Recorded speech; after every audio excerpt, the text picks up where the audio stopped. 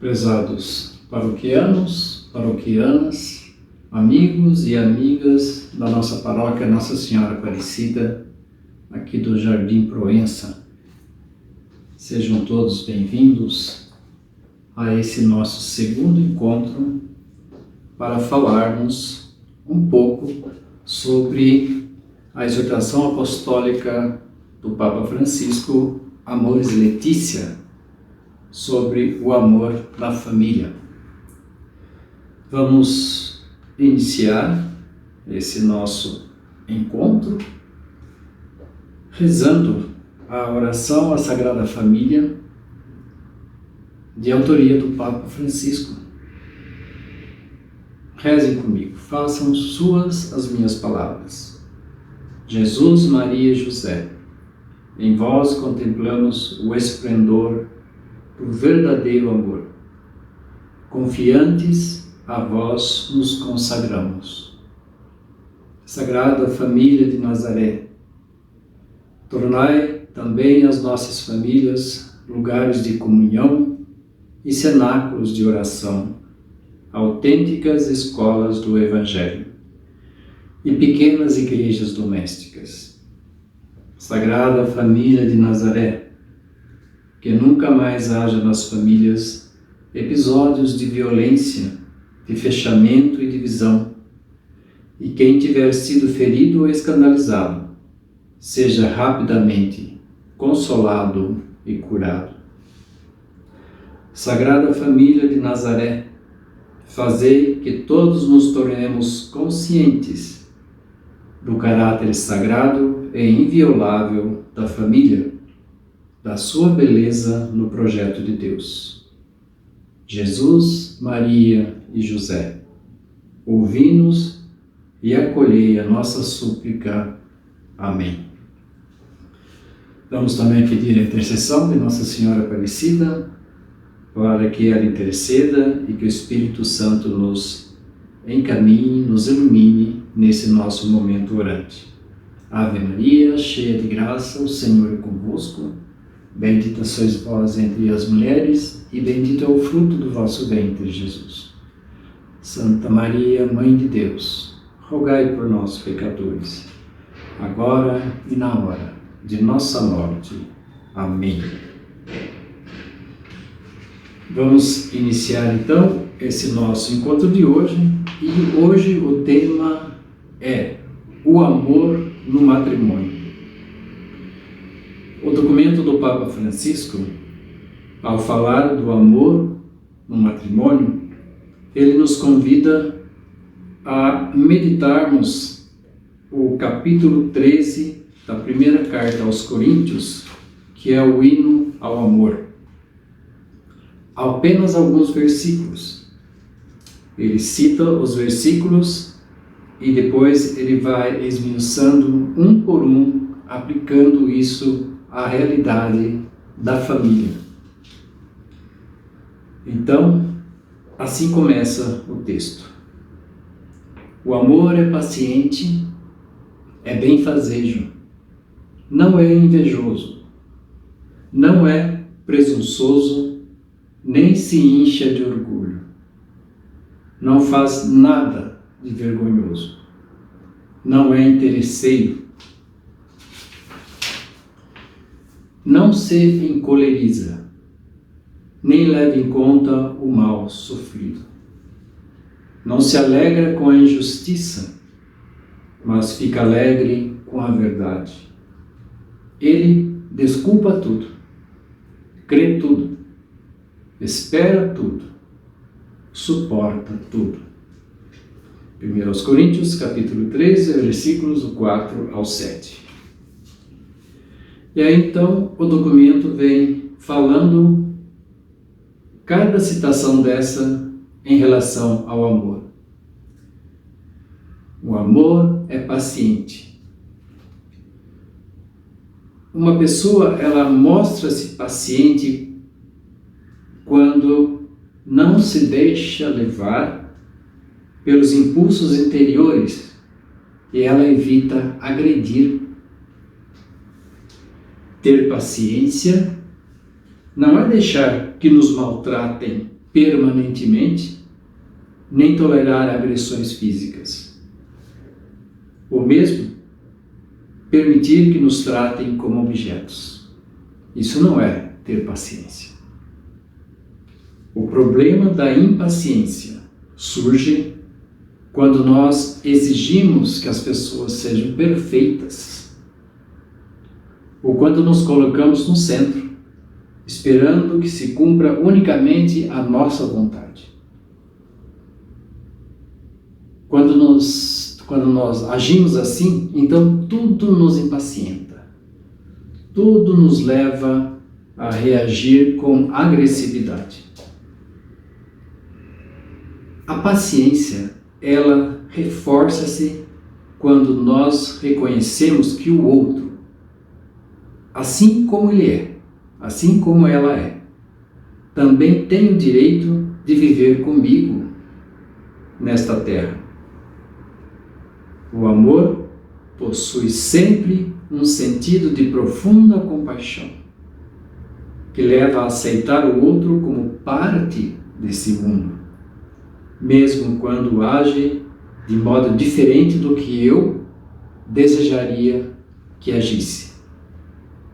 Ou seja, respeito pelo que o outro é,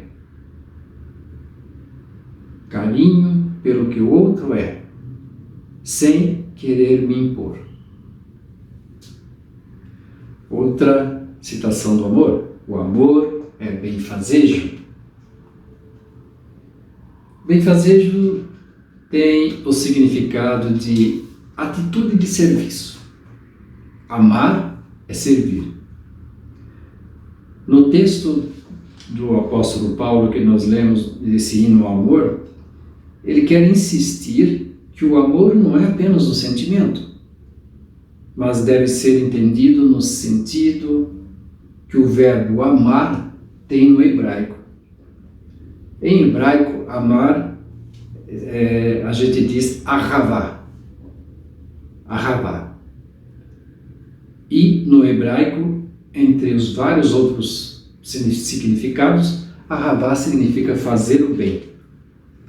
Santo Inácio de Loyola dizia que o amor deve ser colocado mais nas obras do que nas palavras. Dessa maneira, o amor poderá mostrar toda a sua fecundidade, ou seja, nas obras, permitindo-nos experimentar a felicidade de nos doarmos de maneira superabundante, apenas pelo prazer de nos doarmos, apenas pelo prazer de servirmos. O amor não é invejoso. O que é a inveja? A inveja é uma tristeza pelo bem alheio. Demonstramos, quando somos invejosos, que não nos interessa a felicidade dos outros, porque nós estamos concentrados exclusivamente no nosso próprio bem-estar. O verdadeiro amor, entretanto, ele aprecia os sucessos alheios. Não sente que os sucessos alheios sejam uma ameaça. O verdadeiro amor aceita que cada um tenha dons distintos e caminhos diferentes na vida. E, consequentemente, quem tem um amor verdadeiro procura descobrir o seu próprio caminho para ser feliz, deixando que os outros encontrem o caminho deles. Respeitar, portanto, a individualidade, a pessoalidade, a alteridade do outro. O amor leva-nos a uma apreciação sincera de cada ser humano, reconhecendo o seu direito à felicidade. Passamos para outra citação do hino ao amor, que é: o amor não é presunçoso, nem se incha de orgulho. É importante que os cristãos vivam isso no seu modo de tratar os familiares. Aqueles familiares, muitas vezes, pouco formados na fé, diz o documento, frágeis ou menos firmes nas suas convicções. Porque às vezes dá-se o contrário. As pessoas que no seio da família se consideram mais desenvolvidas tornam-se arrogantes e insuportáveis. E continua o documento. Na vida familiar não pode reinar a lógica do domínio de um sobre os outros, nem a competição para ver quem é mais inteligente ou poderoso, porque essa lógica acaba com o amor. Vale também para a família, diz o documento, o seguinte conselho: revesti-vos todos de humildade no relacionamento mútuo, porque Deus resiste aos soberbos, mas dá a sua graça aos humildes. Primeira carta de Pedro, capítulo 5, versículo 5. O amor não faz nada de vergonhoso. Amar é também tornar-se amável.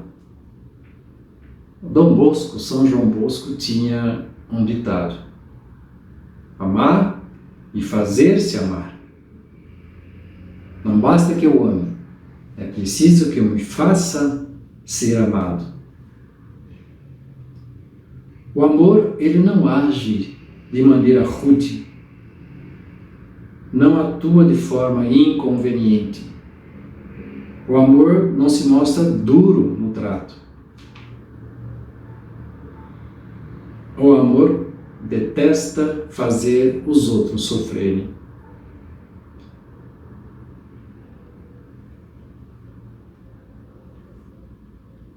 O amor exige que a pessoa que ama aprenda a ouvir, a falar e, em certos momentos, a calar. Ser amável não é um estilo que o cristão possa acolher ou rejeitar. Faz parte das exigências irrenunciáveis do amor. Por isso, São Tomás de Aquino diz: todo ser humano está obrigado a ser afável com aqueles que o odeiam. Diariamente, entrar na vida do outro, isso é muito delicado, entrar na vida do outro diariamente, mesmo quando a pessoa faz parte da nossa existência, exige a delicadeza de uma atitude não invasiva, que renova a confiança e o respeito. Não podemos ser invasivos na vida de quem conosco convive. Nem que seja uma pessoa muito próxima, nosso cônjuge. E quanto mais íntimo e profundo for o amor, tanto mais exigirá o respeito pela liberdade e a capacidade de esperar que o outro abra a porta do seu coração. Esperar que o outro abra a porta do seu coração. Essa é uma citação da catequese do Papa Francisco no dia 13 de maio de 2015. Um verdadeiro encontro com o outro requer-se um olhar amável pousado nele. Isso não é possível quando reina um pessimismo que põe em evidência os defeitos e os erros, talvez como forma de compensar os nossos próprios complexos. Vemos somente os defeitos, vemos somente os erros daquele que nós dizemos ser o nosso ente querido. O amor amável gera vínculos, cultiva laços, cria novas redes de integração, constrói um tecido social firme. Uma pessoa antissocial julga que os outros existem para satisfazer as suas necessidades. E mesmo quando o fazem, essa pessoa antissocial simplesmente considera que aquilo foi apenas um dever da outra pessoa. A pessoa que ama, pelo contrário, ela é capaz de dizer palavras de incentivo, que reconfortam, fortalecem, consolam e estimulam. Como Jesus. Coragem, filho, teus pecados estão perdoados. Mateus 9, 2. Grande é a tua fé. Mateus, capítulo 15, versículo 28. Levanta-te. Marcos, capítulo 5, versículo 41. Vai em paz. Em Lucas 7:50. Não tenhais medo. Mateus 14:27. Essas palavras de Jesus não são palavras que humilham, que angustiam, que irritam, que desprezam. E mesmo a palavra de Jesus à samaritana, quando Jesus diz para ela, que é para ela chamar o marido. E ela diz, não tenho marido. E Jesus, ao invés de humilhá-la, a elogia. Disseste bem, não tens marido. Pois aquele com quem estás hoje não é seu marido. Na família é preciso aprender essa linguagem amável de Jesus no trato entre os cônjuges. Próxima citação sobre o amor no hino ao amor. O amor não é interesseiro. Existe um ditado ou que diz que para amar os outros é preciso primeiro amar a si mesmo. No hino da caridade, no hino do amor, ele não procura o seu próprio interesse. O verdadeiro amor não procura o seu próprio interesse ou não procura o que é seu. Não cuide somente do que é seu, mas também do que é dos outros. Vemos isso em Filipenses, capítulo 2, versículo 4. Evitar dar prioridade ao amor a si mesmo, como se fosse mais nobre do que o dom de si aos outros. Certa prioridade do amor a si mesmo só se pode entender como condição psicológica. Uma pessoa que seja incapaz de amar a si mesma, ela sente dificuldade em amar os outros. Diz no Eclesiástico, quem é mau para si, para quem será bom? E também, quem tem inveja de si mesmo, ninguém é pior do que ele. São Tomás de Aquino explicou que ser mais próprio da caridade é querer amar do que querer ser amado. O amor pode superar a justiça e transbordar gratuitamente sem esperar coisa alguma em troca, até chegar ao amor maior, que é o de dar a vida pelos outros. João, capítulo 15, versículo 13. Vamos em frente. O amor não se encoleriza. Diz respeito a uma reação interior, a cólera. Diz respeito a uma reação interior de indignação provocada por algo exterior. Trata-se de uma violência interna que nos põe à defesa perante os outros, como se eles fossem nossos inimigos, que devem ser evitados. A indignação, ela é saudável quando nos leva a reagir perante uma grave injustiça. Sim, mas essa indignação, ela é prejudicial quando ela tende a impregnar todas as nossas atitudes para com os outros. Uma coisa é sentir a força da agressividade que irrompe de dentro de nós, e outra é consentir nela. Ninguém é culpado ou peca por sentir. Não temos controle sobre o nosso sentir ou deixar de sentir. Em Efésios diz: podeis irar-vos, contanto que não pequeis. Não se ponha o sol sobre a vossa ira. Por isso, nunca se deve terminar o dia sem fazer as pazes na família. Sempre se deve, ao final do dia, muitas vezes, pedirmos desculpas pelos nossos erros ao nosso companheiro, à nossa companheira. O Papa Francisco diz o seguinte: e como devo fazer as pazes? Ajoelhar-me? Não. Para restabelecer a harmonia familiar, basta um pequeno gesto, uma coisa de nada. É suficiente uma carícia sem palavras. Mas nunca permitais que o dia em família termine sem fazer as pazes. Se tivermos de lutar contra o mal, devemos fazê-lo. Mas sempre digamos não à violência interior.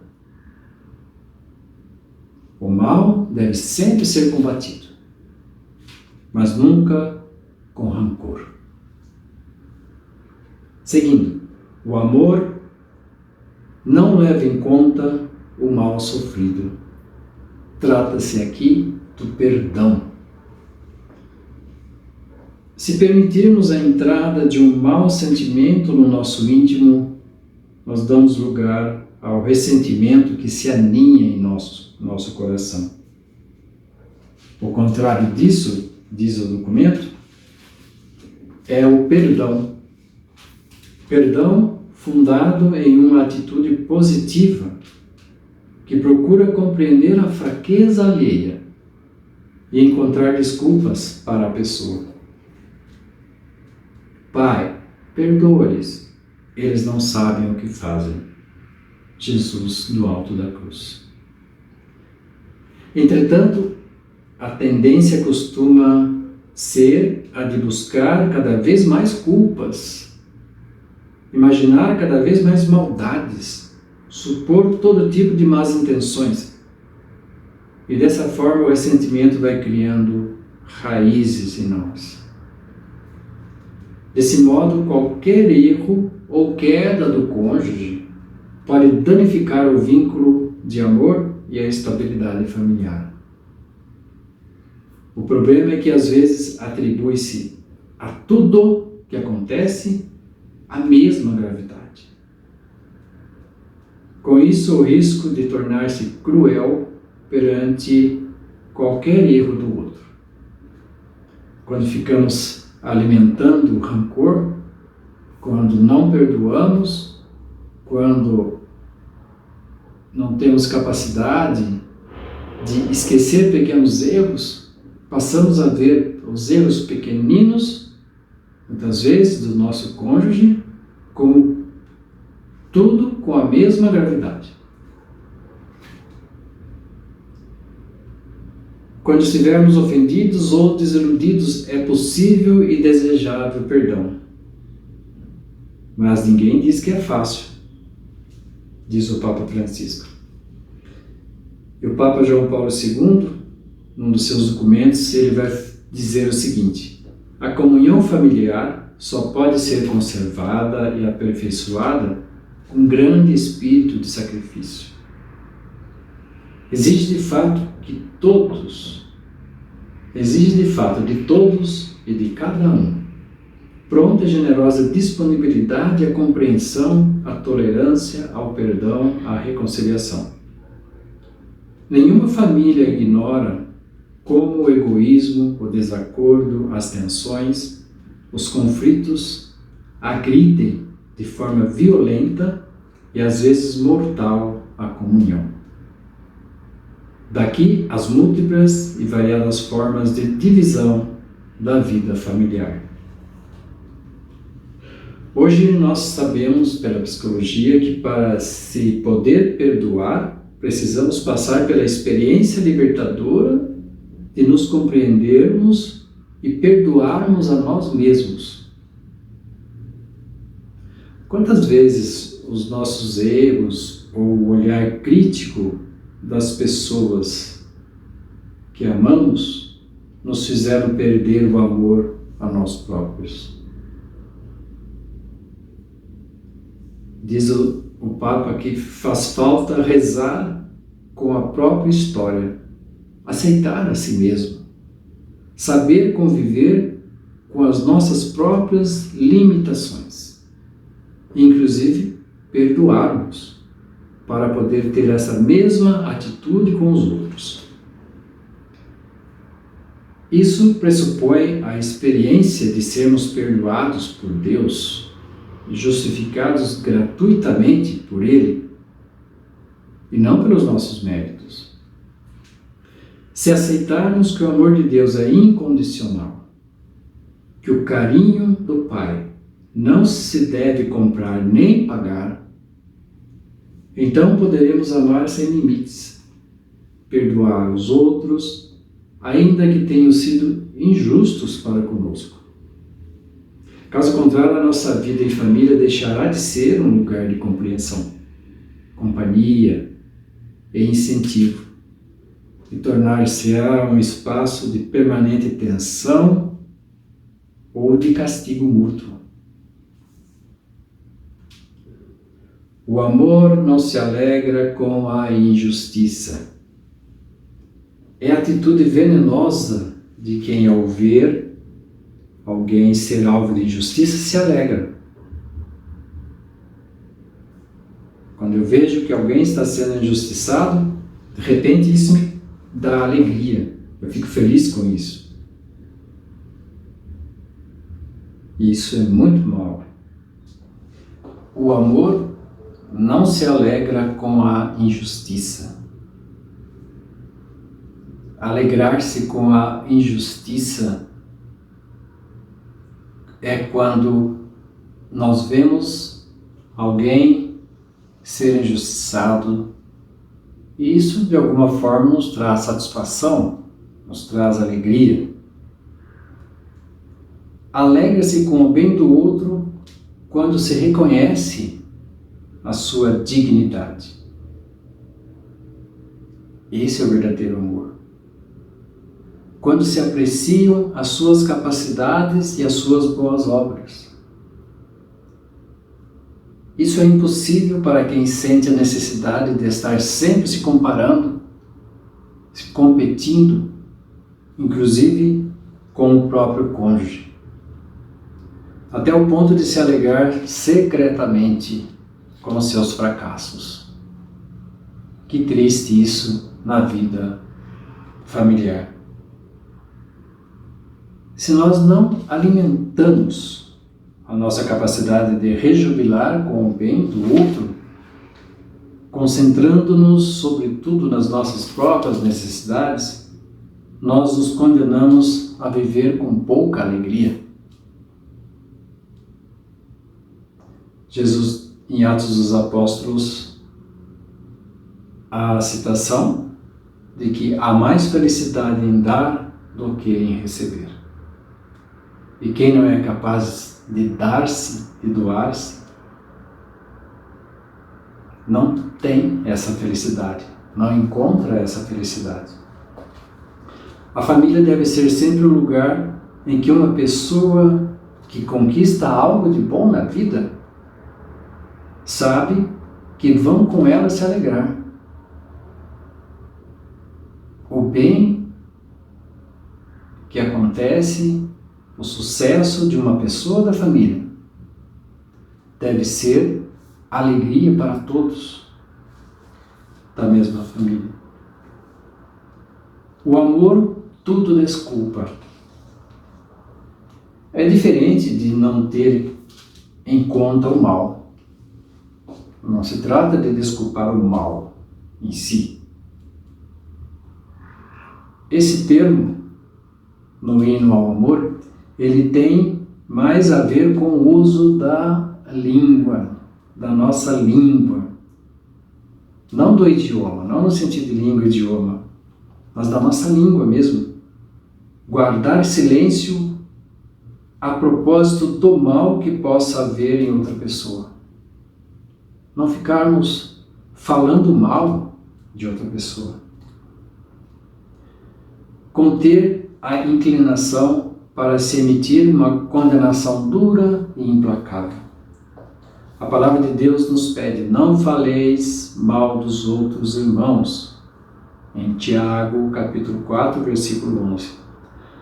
A difamação, ela pode ser um grande pecado, uma grave ofensa a Deus, quando afeta seriamente a boa fama dos outros, causando-lhes danos muito difíceis de serem reparados. A língua é o universo da malícia, contaminando o corpo todo. Essa é uma citação da carta de Tiago, capítulo 3, versículo 6. Se com ela amaldiçoamos as pessoas feitas à imagem de Deus, aí a língua é um grande mal. O amor faz o contrário, defendendo a imagem dos outros com uma delicadeza tal que leva mesmo a preservar a boa fama dos próprios inimigos. Essa é a atitude do verdadeiro amor. Os esposos que se amam e se pertencem falam bem um do outro. Procuram mostrar mais o lado bom do cônjuge do que suas fraquezas e erros. Guardam silêncio para não danificar uma imagem do outro. Lembrar-se de que esses defeitos constituem, esse outro defeito do cônjuge constitui apenas parte, mas não é a totalidade do ser do outro. Um fato desagradável no relacionamento não significa que seja a totalidade desse relacionamento. O amor convive com a imperfeição. Desculpa e sabe guardar silêncio perante os limites do ser amado. Seguindo em frente, o amor crê tudo. Não se deve entender esta fé, desse crer tudo, no sentido teológico, mas no sentido comum de confiança. Não se trata apenas de não suspeitar que o outro esteja mentindo ou enganando. É precisamente essa confiança que torna possível uma relação em liberdade. Não é necessário controlar o outro. O amor confia, o amor deixa em liberdade. E essa liberdade dentro do verdadeiro amor possibilita espaços de autonomia, abertura ao mundo e novas experiências. E essas novas experiências consente que a relação se enriqueça. Assim, depois de um tempo longe, ao reencontrarmos o nosso cônjuge, podemos viver a alegria de partilhar o que ambos receberam e aprenderam fora do circuito familiar. Concluindo, uma família onde reina uma confiança sólida, carinhosa, aconteça o que acontecer, sempre se volta a confiar. Permite o florescimento da verdadeira identidade de seus membros, fazendo com que se rejeite espontaneamente o engano, a falsidade e a mentira. O amor espera tudo. O amor, ele não se desespera do futuro. O amor espera a esperança de quem sabe que o outro pode mudar, sempre espera que seja possível um amadurecimento, um inesperado surto de beleza. Há sempre esperança de que o outro se aperfeiçoe. A esperança no seu sentido pleno, a certeza de uma vida além da morte. É uma esperança tal que nos permite ver que quando estivermos no céu, lá completamente transformados pela ressurreição de Cristo, não mais existirão em nós as nossas fraquezas, as nossas trevas, as nossas patologias. Nem em nós e nem no nosso cônjuge. O amor tudo suporta. Suporta com espírito positivo todas as contrariedades. É um amor que, apesar de tudo, não desiste, mesmo que todo o contexto em volta convide a outra coisa. Martin Luther King, quando reafirmava a opção pelo amor fraterno, mesmo no meio das piores perseguições e humilhações, disse o seguinte: a pessoa que mais te odeia tem algo de bom nela. Mesmo a nação que mais odeia tem algo de bom nela. Mesmo a raça que mais odeia tem algo de bom nela. E quando chegas ao ponto de fixar o rosto de cada ser humano e bem no fundo dele, vês o que a religião chama de imagem de Deus, então começas, não obstante tudo, a amá-lo. Não importa o que faça, lá vês a imagem de Deus. Há um elemento de bondade de que nunca poderás livrar-te. Outra forma de amares o teu inimigo é esta: quando surge a oportunidade de derrotares o teu inimigo, aquele é o momento em que deves decidir não o fazer.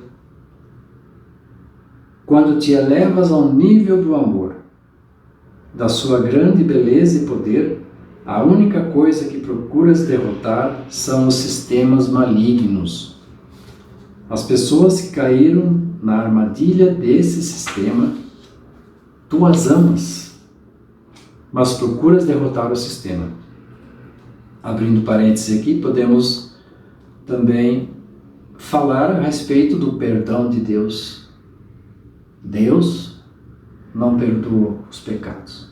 O pecado não tem perdão. Deus perdoa o pecador. Continuando o texto de Martin Luther King, ódio por ódio só intensifica a intensidade do ódio. Só intensifica a existência do ódio e do mal no universo.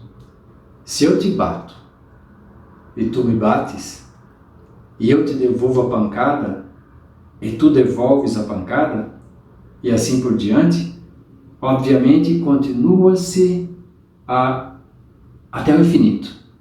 Simplesmente nunca termina. Em algum ponto alguém deve ter um pouco de bom senso. E esta é a pessoa forte. A pessoa forte é aquela que pode quebrar a cadeia do ódio, a cadeia do mal. Alguém deve ter bastante fé e moralidade para quebrá-la e injetar dentro da própria estrutura do universo o elemento forte e poderoso do amor.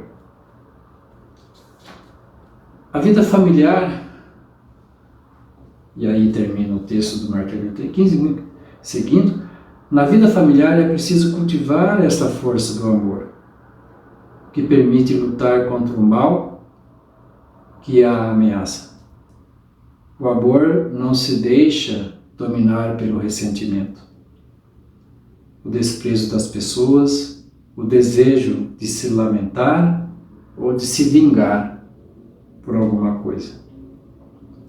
E o Papa Francisco diz literalmente: deixa-me maravilhado, por exemplo, a atitude das pessoas que, para se proteger da violência física, tiveram de separar-se do seu cônjuge e, todavia, pela caridade conjugal, que sabe ultrapassar os sentimentos, foram capazes de procurar o seu bem, mesmo através de terceiros, em momentos de doença, tribulação ou dificuldade. Isso também é amor que, apesar de tudo, não desiste.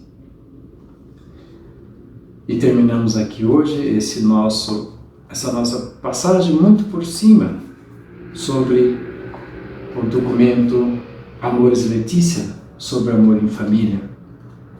E hoje nós focamos o amor no matrimônio. Fiquemos todos com Deus e até a próxima sexta-feira, em mais um momento em que nós iremos rezar esse documento do Papa Francisco. Fiquemos todos com Deus, sob o olhar materno de Maria. Amém. Abençoa, Senhor, as famílias. Amém. Abençoa, Senhor, a minha também. Abençoa, Senhor, as famílias. Amém.